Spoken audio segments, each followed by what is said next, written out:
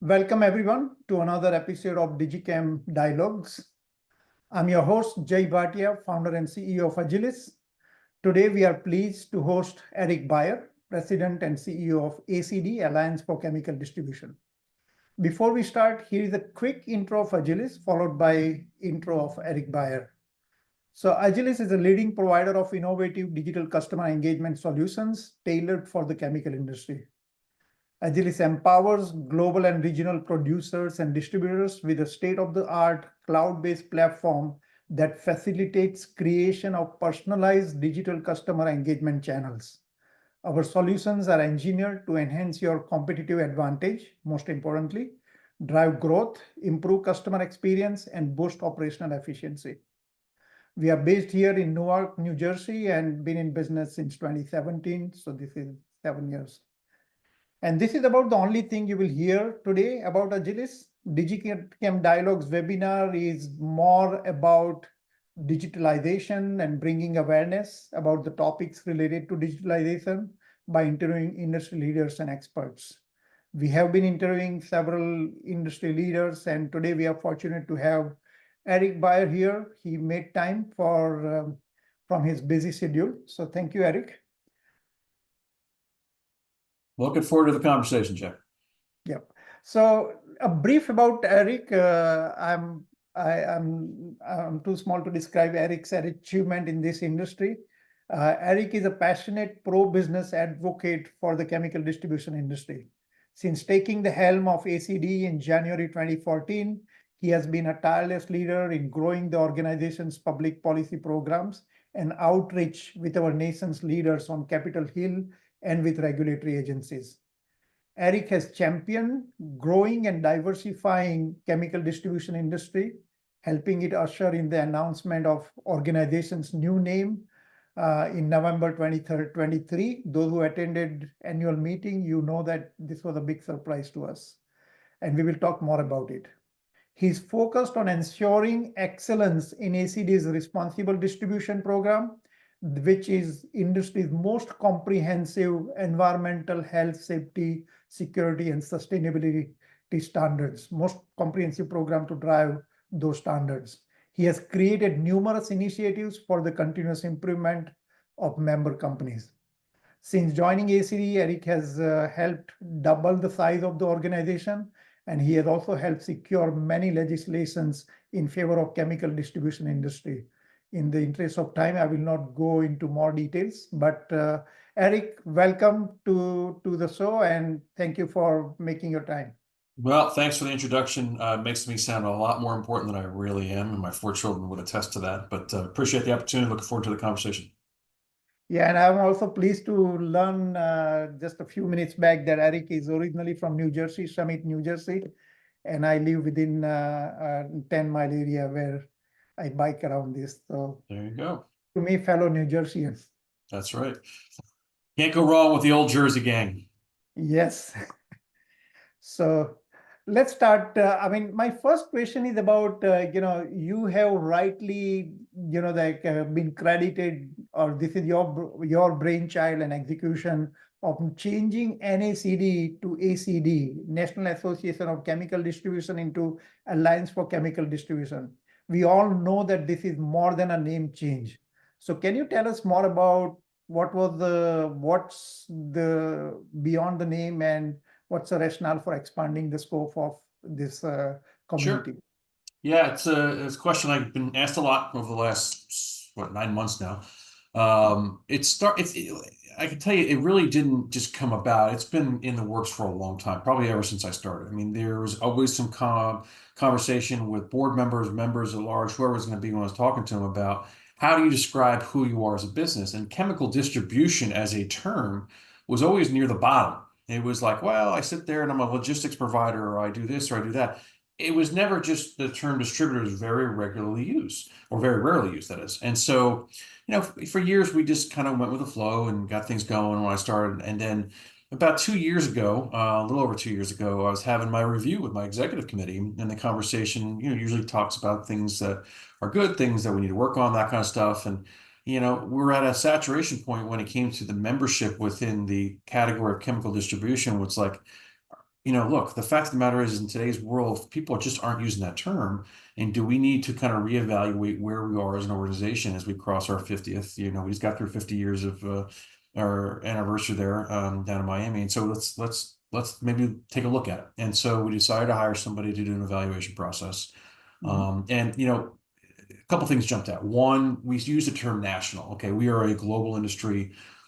That was short-terming what we do. So we look at things for the global footprint. So whether I'm talking to, you, Jay, and what you do and the services you provide for companies that are across the pond or in Asia, wherever it's going to be, our member companies, obviously, that you work with too, the Brentites, the Univars, all those guys, they're global. And most of our folks are importing product from Asia. So that means they're global. So the national part never really, was a question. We needed to update that and figure out how we can make it more of a global footprint.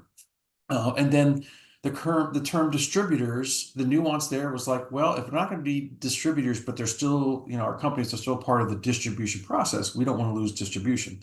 So we kept that, and then we ultimately came to the topic of, we advocate a lot on Capitol Hill, a lot with the regulatory agencies, a lot with the public and the media. And so when you think of advocacy and stuff like that, the term that is much more applicable and used nowadays is alliance. We spent a lot of time working with the ACCs, the AFPMs, the U.S. Chambers of Commerce, whatever it's going to be. And so we kind of put that all together. It kind of came to the Alliance for Chemical Distribution. Was it that easy? No, we had our bumps along the way. And, whether it's through hiring outside consultants to kind of direct us in the flight path we wanted to go, and getting member input from the board and the executive committee and stuff like that. It's a challenging process, but we ultimately got to the Alliance for Chemical Distribution as a means where we're saying, hey, we think that this covers where we are. We are an organization that represents a company swath that covers the entire globe, import, exports, whatever it may be. And we are an advocacy organization, regulatory, legislative, media, public at large, whatever it may be. An alliance fits that term. So Alliance for Chemical Distribution is what we came to, and we made that announcement as you talked about back at the annual meeting in November last year. Great. Fantastic. Yeah, it's never easy to steer the organization to a That's why I have no hair, Jay. This is it. Yeah. This is all I have, nothing left. So there you go. Yeah, I will follow soon. You're still good. You got it. You keep it going for a while. Yeah, exactly. So how is it going? I mean, since we expanded the scope of the alliance, obviously one of the main target is to get more members to benefit from the organization. So how is the adoption going, and what do you project the membership to grow to in the next couple of years? Is it like 50%, double the Yeah, size? I mean, good question. I mean, we're hoping to get in that 20% increase over the next 3 years or so, and that's going to be a couple different ways. One, the category of chemical distributor. At the May board meeting previously, a couple months ago, we did away with that category, and it's going to be called a regular member. And it's also going to include, we had chemical handler affiliates, which are primarily our warehouses, and then chemical distribution. Those two are essentially all now going to be under the regular member category. And the condition is going to be, if you want to go through and do responsible distribution and you get verified and passed every 3 years, you will be a regular member in good standing. So that will open up. So if any company wants to do that, we are going to have the conversation and invite them in. So it could be, FedEx, it could be Walmart, it could be mom and pop's, tile company down the road that doesn't have a QA process. So it opens the door for us to have a lot more input and value to companies that traditionally haven't had an audit type process, that might have something where they're involved with chemicals, paints, coatings, you name it. So for us, that's the exciting part, is we think we can really increase our footprint that way. The 20% target is modest. I think we can probably exceed that. And right now, I think we're at 400 or 410 member companies. I could definitely see us getting up to the 500 plus in the next few years fairly comfortably. I know that this year we've had some pretty good success already. Joe Donadoni, who we hired last about a year ago, and Jenny Jenkins and company have done a really good job taking advantage of this new membership category and spreading the wings a little bit, looking at other avenues where they wouldn't have been conventionally who we looked at in terms of membership. So we're already picking up some newbies that way as well. So I think ultimately you'll see a pretty steady increase, and we're not going to lose who we are. We certainly don't want to, the brick and mortar distributor that's been a member of ours for 50 plus years, we're not certainly going to forget about them by any stretch of the imagination. They're still very much going to be the mainstay of who we are as an organization. But we also want to look at organizations that want to improve upon their safety culture and make sure that they're secure, make sure they're doing things environmentally sound, that kind of stuff. We want to get them under the tent as well. So the hope is we'll bring those folks in over the coming years as well. Yep, I think that is the step in the right direction, because having worked with the producers, we were always being taught about, the product responsibilities from cradle to grave. So Yep. anyone touches in between the entire value chain Yep. can benefit from what ACD is doing. Yeah, So, and in our, I'd like to say, and I'm not trying to toot our horn too loudly, but I think our responsible distribution program is probably as tough as any yes, out there. yes, And people will sit there and grumble about it sometimes, but ultimately when they come out on the other side, they're like, man, we're a lot better for it. And I think that's ultimately what you want to get to is you don't want to have a pay to play deal. You want to have something where there's real teeth in it. right. And that's something we've really worked hard on during my tenure, at least, is to make sure that they get some real value out of it, not only just for their own organization internally, but externally for their supplier partners and their customers and other folks they deal with in the supply chain. So that's all really important stuff. Right, right, absolutely. So let's gear towards what are the, I mean, no discussion with you would be complete or even start without talking about the regulatory environment and what the hot topics in the industry. So, and there is a lot, we can talk about it for hours, but just a high level, what are the key hot topics currently impacting the chemical distribution industry? Well, yeah, we could talk for hours for sure. The big ones, whether it's EPA, whether it's OSHA, DOT, I think George Washington put out an interesting report, George Washington University, back about 3 months ago, and they said that 66 final rules came out of this administration in the month of April alone. And I think it tells you that we are seeing probably the most aggressive regulatory climate we've ever seen out of a presidential administration. Good or bad, in this case, I think it's bad. I think what we're seeing is a lot of politicking where a lot of these rules are not inherently going to improve the environment or safety or security, and they're being done more for political gain. And that's gamesmanship that are done by both sides of the aisle, Republican and Democrat. But the fact of the matter is it hits our membership very, very hard. We're seeing a number of rules that have been issued either in final format now or in the works that are focusing clean air, clean water, you name it, between, all the environmental regs that are out there. OSHA's got this worker walk around rule, which will allow inspectors to bring labor union representatives on, visits to member company facilities, which I think is absolutely crazy. And they have no right to be doing that. This is private facilities, and if there's not a union presence, then shouldn't be invited in. But those types of things are happening right now, and I can tell you that Jennifer Gibson and Nick Breslin and Annalisa Puzamira and our staff, the regulatory team, are very, very busy working with industry players to either potentially in a couple lawsuits to push back, but also working with Capitol Hill as well and our legislative team to push back. So it's a challenge. You get RMP, you got a clean water discharge rule, you got that OSHA worker walk around rule, the list goes on, but it is a challenge for a small organization like ours that has 24, 25 people to keep up with it all. But we're managing, and the hope is that we will put some of these to bed where there isn't enough, either legal authority or political support. To be frank with you, it's going to be interesting to see how this current presidential election ends up. If Vice President Harris ends up being the candidate, I think we're going to see a continuation, even maybe worse than what we're seeing right now.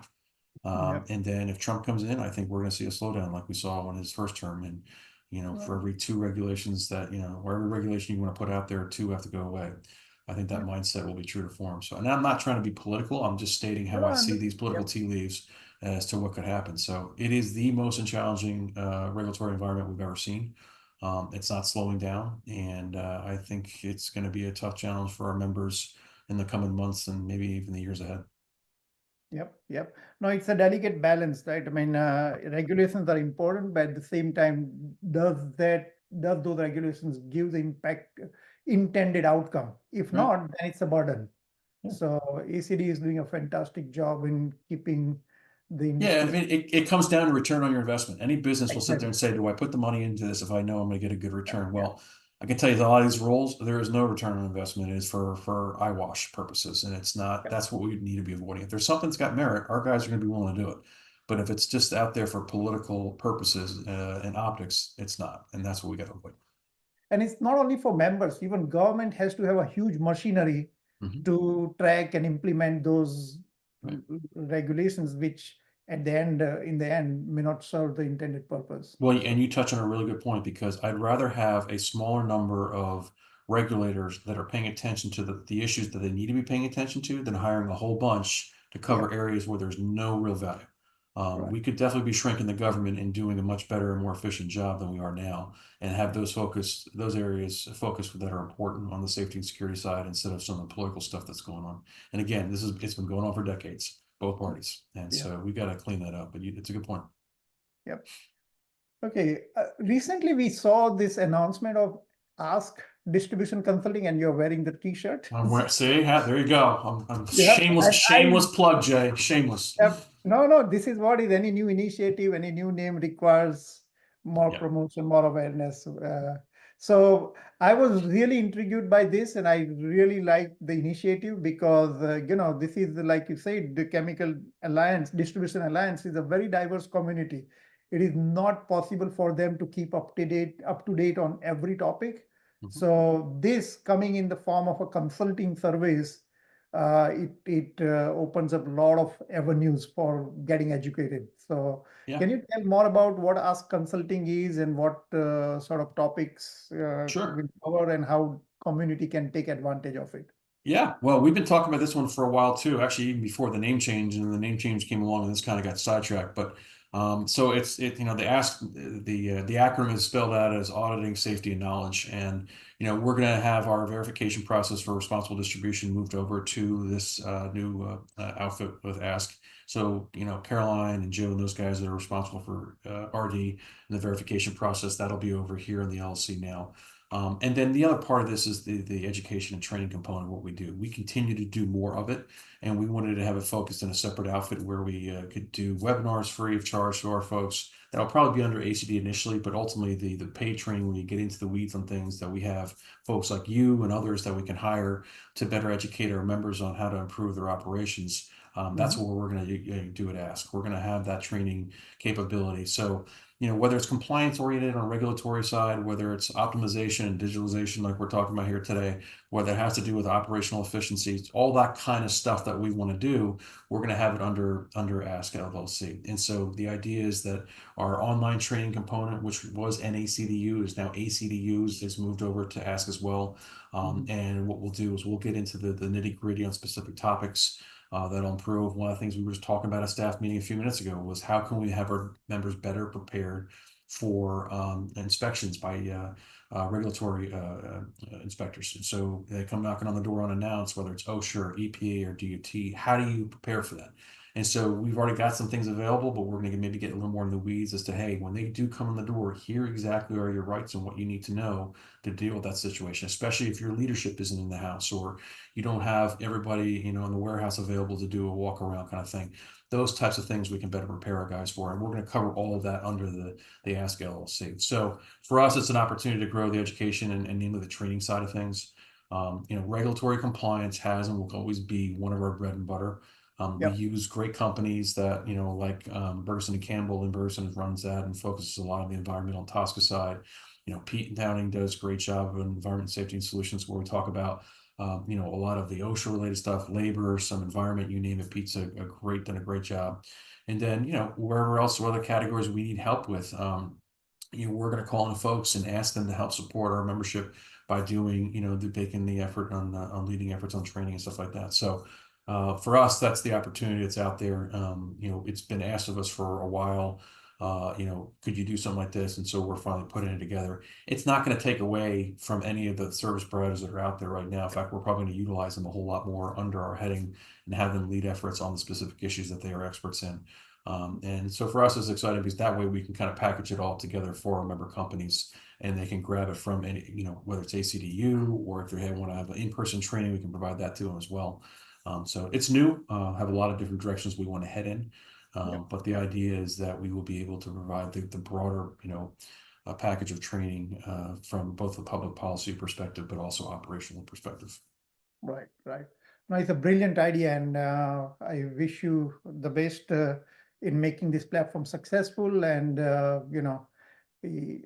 think, and you and I talked about it, that, and you already touched upon that, once you get past the core issue, the audit and secure safety and knowledge, then we can also expand into going into touching the other topics that impacts the industry, like cybersecurity. I see every other week I mean, ACD is doing a great job in creating awareness on these cybersecurity issues, fraudulent practices. So those topics where it requires some specialists to share the knowledge, AI, digitalization. So those can be expanded at a later stage. Yep. All that stuff is going to be, involved with, ask. And I think for us, we also got to provide coverage on issues that are probably not as comfortable for our guys. We'll get into the whole, new technology conversation in a second, but, let's face it, we represent small family-run businesses. And so change is never an easy thing. Heck, change is not easy for me. It probably isn't easy for you. People don't like it. And there's a reason they don't like it, is because they're not comfortable with it. But sometimes you've got to step outside your comfort zone and say, look, if there's ways to improve from an efficiency operationally, but also from a safety and security perspective, you got to do it. Cybersecurity has been an area where we have done everything we can to alert our members about what's going on out there. It's delved into tangents like product fraud, where people are essentially losing. There are bad guys that are out there. They're stealing literally containers of product through no fault of our guys. They're so slick, and with the use of AI, they're becoming even more slick. And they're taking product and they're moving it to wherever, North Africa and some other locations. It's tough, and they can put our guys out several $100,000. And so all this stuff, how do you better prepare for something? If you see a former employee that all of a sudden wants to buy a product, watch out. If you see somebody you're not totally familiar with that is spelled their name one way, but online, but when they put in their a request for a product order, it's spelled a different way, watch out. It could be a fraud deal. So all those types of nuances, we intend to provide as much training to make sure our guys are prepared to deal with that kind of stuff as possible. Yep. Great initiative. So let's steer towards digitalization. Ever since I met you for the first time as representing Agilis in November 2016, you are one of the most ardent supporter of digitalization in the chemical distribution community. So can you tell us more about why you think chemical distributors should prioritize adoption of digitalization and digital customer engagement? Sure. I mean, I think it kind of gets to what I was talking about earlier, is that we have to realize that modern times require modern advancements and change. And I think for our folks, things like automation, we can sit there and praise the old fax machine all you want.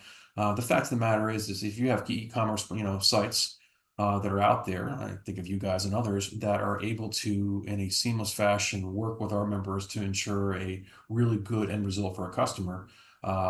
Those types of solutions are the way to go. And, sitting there and using paper and, even the fax machine, I joke about it. I still saw a member come the other day when I was in there and they had a fax machine and they're like, oh yeah, we still do this because we have, somebody that wants to use it. I'm like, okay. But the fact of the matter is, in today's world, I think we have to look at how new technology is a way to not only enhance efficiency operationally, and I'm talking about whether it's the sales order that you get to fulfilling the request at the end of the deal. It's so much more efficient. It's so much more secure. And I think you have a much higher level of success to make sure it's fulfilled, because sometimes people make mistakes. And I got to tell you, new technology really is a means by which you can be a whole lot more accurate. And so for me, I think it's something we noticed it when I came in here 10 years ago, that there's a changing of the guard. We have a lot of folks that are close to retirement, want to leave. There's a new crop coming in, usually their kids or family members or folks they had to kind of identified as being the next CEO of their organization. And so we've, through various programs, but also training as well, hey guys, as you step into the roles of being the next senior VP and CEO or C-suite type folk, technology has got to be a ways for you to recognize how you can improve your company. So whether it's that e-commerce, plateau, whether it's looking at different, ideas on insurance to improve how you operate, automation is a great way to improve what you do if you understand how to do it. And those types of things I think are often lost in translation. And so I always encourage companies to step back and say, I know you don't want to spend money on stuff, but did you realize at the end of the day, if you started to move your inventory online and have your customers work with you there, you could probably be a lot more efficient, save manpower hours, and end up selling more. Those types of things. And so we've seen a slow migration over. It's going to take time, Jay. And working with our members and others, that it's a slow process at times, but I think ultimately we're going to get there. And I give our members credit. They're very, very cautious, and they have to be when you're moving the kind of product that our members move, especially in the hazardous material side. So due diligence and having that in-person touch, if you will, to make sure that the customers are still who they are, say what they, and ask for what they want, and they're fulfilled that way, and they follow through the entire purchase process is important. And I don't think that's ever going to change. Yep. But it's something, and that's just because of the nature of who we are and what we do. It's not like Amazon where you and I can order, a 12-pack of toilet paper this morning, and it'll be on our doorstep by 5 o'clock when we get home. It's a Yep. little bit different when you're dealing with materials that our guys move. Yeah, and I think this is you hit on the nail on the head, that this is first of all, this is digitalization is an opportunity, because there is a you have chemical distributors have more product data than even producers, because you sell a lot more product. But if all this data is locked up in PDFs, you cannot use it to drive customer engagement. And today's customers go to the website, they want to be able to browse the portfolio, sort, filter, and search the product. So in fact, what you already have, turn that into an asset. But on the other side, like you said, this is a very different industry. This is not an Amazon with click and buy. It is very crucial for distributors to understand the different digitalization of options available. For example, independent solutions like generic software, or industry specific solution like ours, or a shared data solution like a marketplace. So it's important what choices you make, whether you are buying a software or you are dishing out your data. It is very important for distributors to understand. So could you share how ACD educates its members on more nuances, or is there a plan to educate through Ask, consulting, and other things? I see that over a period of time, ACD is having more and more webinars educating the members. Yeah, I mean, and I think a lot of what we've seen with the change to, more online is because of COVID, to be frank with you. I think that was kind of the line in the sand. It's like we had no choice but to have these kinds of conversations on a screen versus in person. Yep. Now, it's not like we weren't doing this stuff beforehand, but it really ramped it up. So yeah, our hope is that we will be doing webinars I mean, we already have been, but one or two every month on a high. And the idea is that we'll do a very general review of a specific issue that may be a hot topic regulatory wise, and then we'll get into specific training via Ask, Mhm. which will be paid for members to utilize after that initial webinar. All the webinars that we do under ACD essentially will be free, so high level kind of stuff. But the more of that stuff we can provide in a 1 hour or less window, done at lunchtime or whenever it's going to be, it's valuable to Mhm. our folks because they're not losing a whole lot of productivity during the workday. And for them, it gives them the knowledge and saying, hey, okay, I need to learn up a little bit more on this topic, or I think I got it covered. And so if they need more help, they can come to us and ask overall with the LLC. Or, you can sit there and say, hey, if you want e-commerce help or whatever it's going to be, go to talk to Jay and some of the other folks that we deal with. So that way they at least have an avenue to know where to go. But the biggest thing for us as a trade association is to make sure that we want to provide kind of a foundation for what they need to know. And then if they need to get into specific areas where we may not have the actual expertise, we can point them in that right direction, which is all the different service providers, including you guys. That's where I think where we can be a huge help, especially when you look at, say, ChemEdge, where we usually have 100+ new participants every year, and they do not know sometimes what issues are going to be confronted for their company, especially on the regulatory side. And Mhm. so if we can provide them through our online training platform, and we're doing a program called RegClear, which looks into various issues as it Mhm. pertains to our member companies. They're usually 3 to 5 minute videos, and it gives you a quick who, what, when, where, and why, and the impact on your company. And for somebody that's a new co-coordinator or regulatory person for that company that's completely green, they can go through our RegClear program and look at the various issues that are out there and say, hey, I can say this is important. I need to follow up on this, or this one I don't have to worry about. So those types of tools we have been doing a lot of work on over the last 3, 4 years, and we're going to continue to expand that footprint over the years to come. And again, I think the differentiator is from a Alliance perspective, we're going to try to provide you the tools to say, okay, this is an issue I got to pay attention to. And if you get more into the weeds and need help on a deeper dive, that's when you're going to come to ask, and we'll help you do that with our various service providers or experts. Great. Yeah, let me at this stage, let me remind participants that please drop your questions on the chat line. Derek will compile and share it with Eric. So please feel free to add your questions here. I have one more technology question. Sure.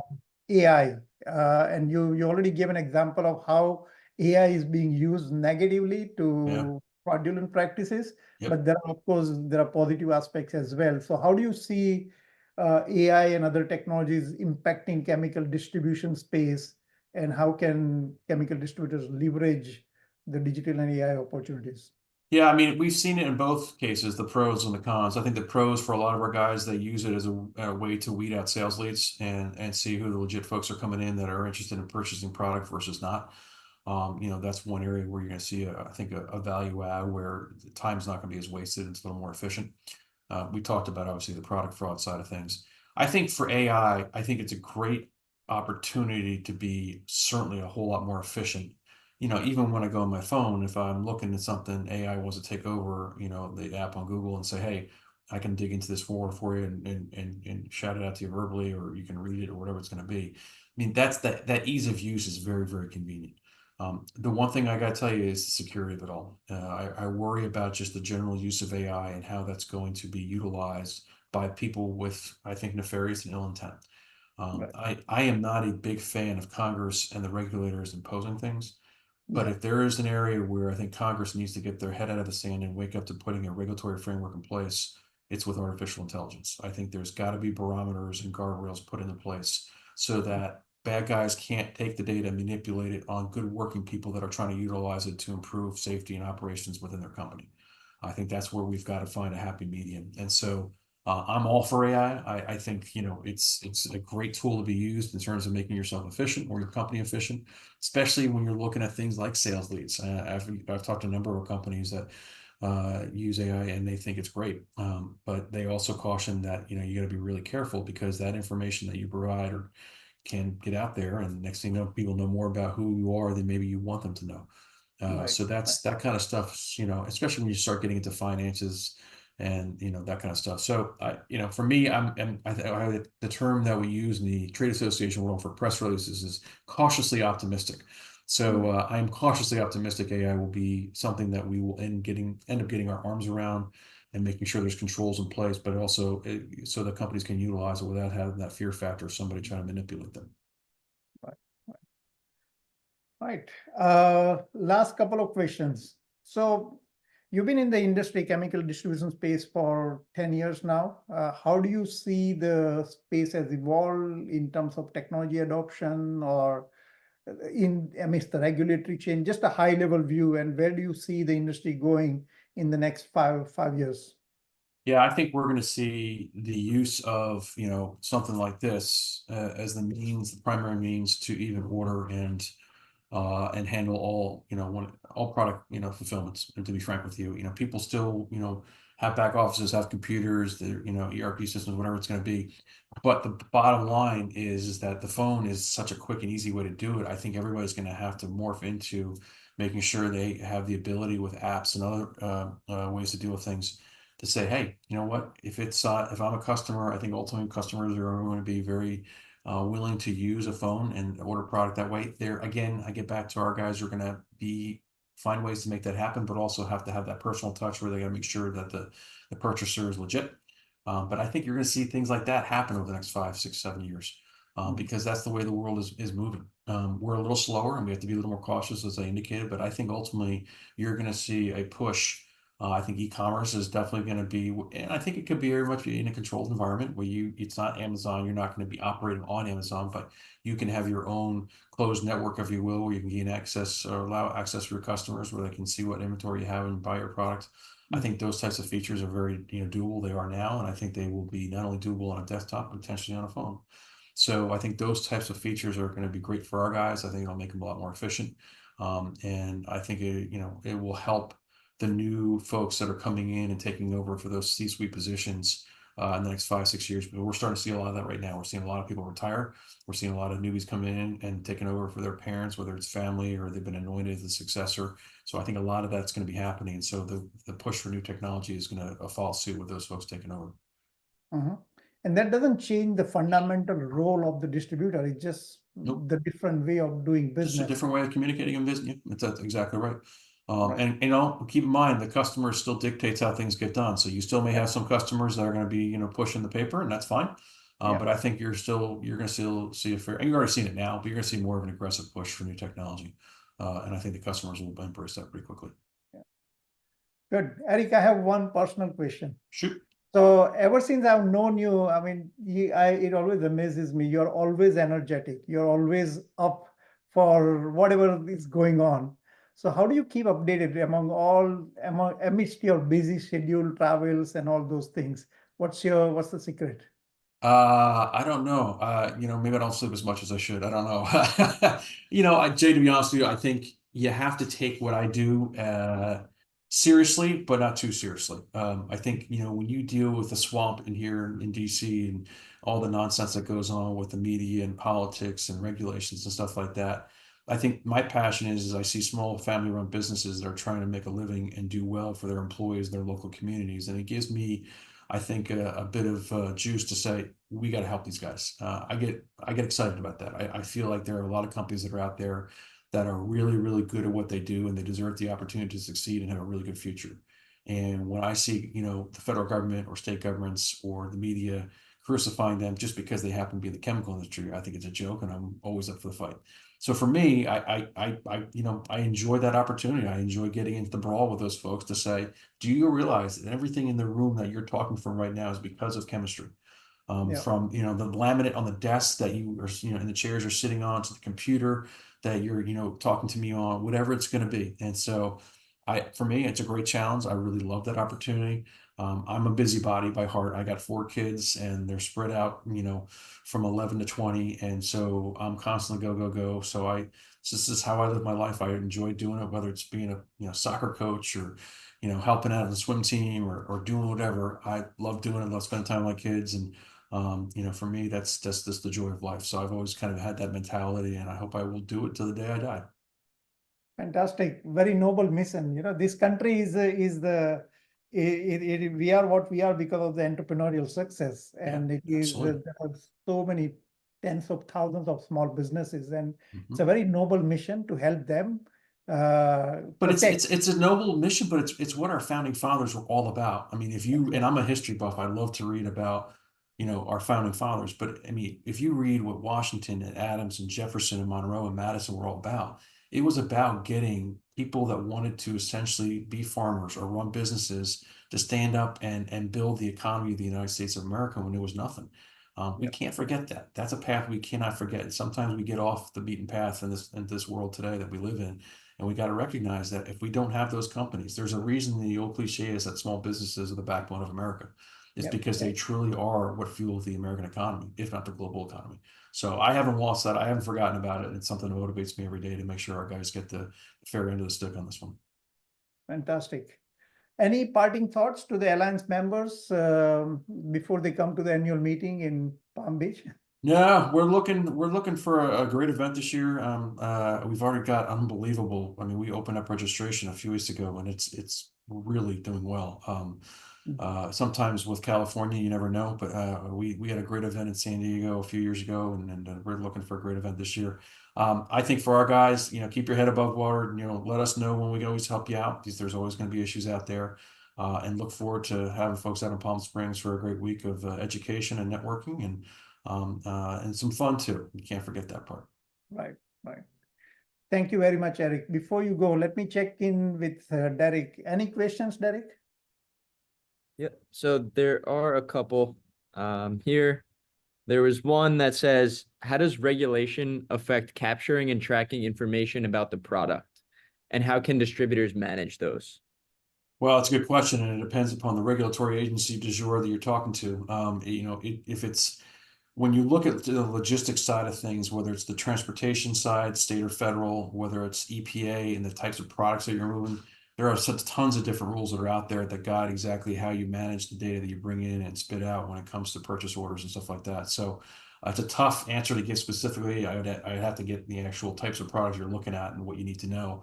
But I can certainly get into a deeper dive if whoever asked that question wants to get back to me separately. Yeah. Yeah. I think, yeah, I mean, the industry is moving towards that, like Europe is talking about digital product passport, where you can trace the product every stage of the way, because that also helps with the sustainability, with the safety and environmental protection, and as well as the commercial aspect of it. Yeah, Like, well, and that part of it, to be frank with you, drives me crazy. I mean, when I deal with ocean carriers and they can't get our member companies an ID on where the location is of their boxes coming from yeah, some port in China to the West Coast or the East Coast, that's crazy to me. There's no yeah, reason why we should not know where that container is at any given time, coming across Pacific or on land via rail or truck. And so those types of technologies, I mean, they should be in place already. right, And so I'm certainly very for making sure that stuff happens sooner than later. right, right. Thanks. Derek, any other questions? Yeah. So just in general, what KPIs should distributors use to measure digital efforts? Well, key performance indicators are always a loose, broad term. I would say for, when it comes to the digital side of things, and this is a trickier way to do it. We try to do it internally where we can track the value or the money we put into something, the value we get out of it. I would say for you all as member companies, when customers are purchasing a product and they may be doing the old way versus if you have a platform that you're utilizing or something like that, see how much time you're saving. See how much time that salesperson is putting into the effort in dealing with the customer. See how much time it's taking fulfillment wise.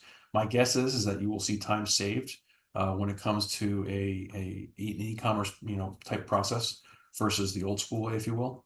Those types of things are important. Man hours, personnel hours sometimes are forgotten, and they really do amount to, if someone's working 40 hours a week and you can save 5 hours of time putting that person into more sales through the use of digitalization versus an older paper way, if you will. That's real money. And that's something your CEO and your C-suite folks are going to be very interested in because they obviously want to grow the business by selling more. So those types of things are sometimes nuanced and not really, recognizable, or people don't say we should take stock exactly how much time we're putting into these things. So when I think of key performance indicators in my mind, I'm always interested in exactly how personnel are managing their time and utilizing it and how we can become more efficient. Yep. All right. Thank you. And then what are the requirements for a distributor to join ACD, and can producers also participate? Sure. So yeah, we have just a traditional application process for our tried and true regular member distributor members, if you will, that we work with our membership team on, that gets vetted and approved by our membership committee and ultimately by our board. And that's a fairly quick process. And then for producers, we have a supplier affiliate category where they can join and be a member as well. In fact, we probably have, I don't know the exact number, anywhere between 50 and 60 producer members. Most of them are probably ACC folks, but also members of ours. And the reason they join our organization is because they have access, especially at the annual meeting, to, so I like to use the term, speed data their way around, talking to our members in a one-stop shop location like our annual meeting for a week. So both sides can get in fairly easily. And if they have any questions about it, you certainly let me know and we can get you figured out and get you applied fairly quickly. Thank All you. right, thank you. And then one last one here, and back to digitalization and digital tools. If with the current workforce, buy-in seems difficult, how can they prepare their employees to adopt and ensure that they're using tools properly? Well, it gets back to training. I mean, I think that's one thing. One of the comforts of working from home is making sure that, yeah, you can have the flexibility of working from home, but training allows you to, keep abreast of everything you need to be doing, especially when times are tough. Right now it's not the best economy in the world. Sales are not as great as they have been. We have still fairly high inflation. And so, how do you take that time where maybe you're not selling as much? Well, you can find ways to train that person in either other areas where they could bring value and potential new sales revenue, or make sure that they are recurrent in whatever they're dealing with. It doesn't always have to be the sales side. It could be on the regulatory compliance side, the quality side, the accounting side, whatever it's going to be. Complacency is a recipe for failure, in my opinion. And so I always encourage our, companies to maximize their time and value by, if you have the time and the willingness, especially when things might be a little slower, whether it's a certain month of the year or whatever, make sure that your folks are spooled up and trained as best they can in whatever areas they're responsible for. And again, it could be sales, it could be regulatory compliance, quality, operations, finance, you name it. That's always the companies that do that kind of stuff win the day and are always at the top 10% of our industry. All right. So with that, Eric, thank you very much. Thanks a lot for sharing your great insights, very valuable messages, and thank you for your time. Absolutely. Thanks, Jay. I really appreciate it. Enjoyed the conversation. Thank you. All right. Take care, guys.